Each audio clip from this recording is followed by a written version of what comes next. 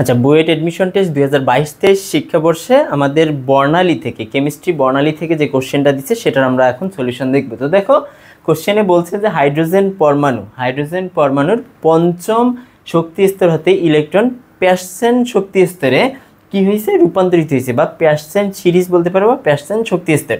তাহলে কোশ্চেন দুইটা বলছে, ফার্স্ট কোশ্চেন তরঙ্গ দৈর্ঘ্য ন্যানোমিটারে নির্ণয় করে এবং তরঙ্গ দৈর্ঘ্য তড়িৎ চৌম্বকীয় বিকিরণের কোন অঞ্চলে অবস্থিত। তার মানে এটা আমাদের কোন সমীকরণ আসবে, রিডবার্গ সমীকরণটা আসবে এখানে, কারণ বলছে যে তরঙ্গ দৈর্ঘ্যটা নির্ণয় করতে।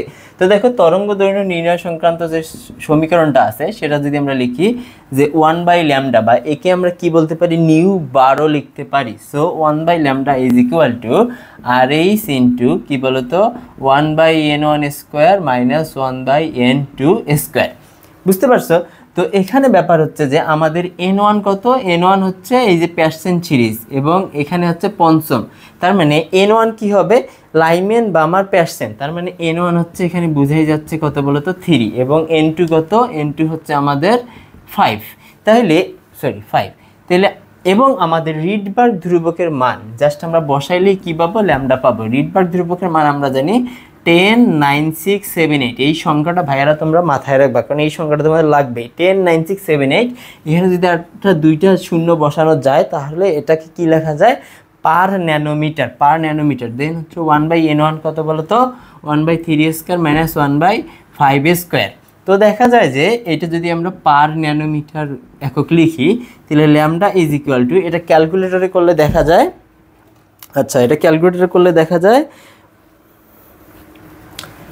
1282.162 ন্যানোমিটার।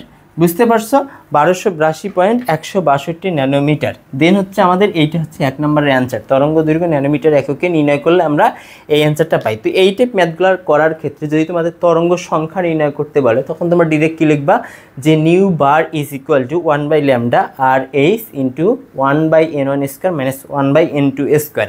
এখানে যে সিরিজগুলো আছে এই সিরিজগুলো তোমাদের মাথায় রাখা লাগবে, যে Lyman, Balmer, Paschen, Brackett, Pfund, Humphreys.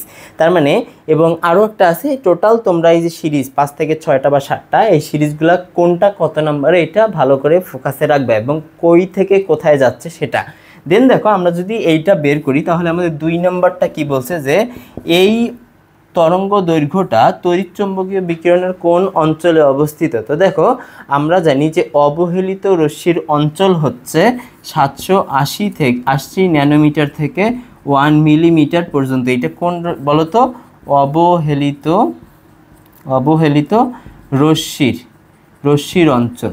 যেহেতু আমাদের এই তরঙ্গ দৈর্ঘ্যটা এই রেঞ্জের মধ্যে পড়তেছে, সেহেতু আমরা কি বলবো, যে আমাদের উক্ত তরঙ্গ দৈর্ঘ্য অবহেলিত রশ্মির অঞ্চলে মানে করো দৃশ্যমান বা হবে। বুঝতে পারছো, যদি ওটা দৃশ্যমান রশ্মি না, কি হবে, এই অঞ্চলে অবস্থিত হবে। ঠিক আছে।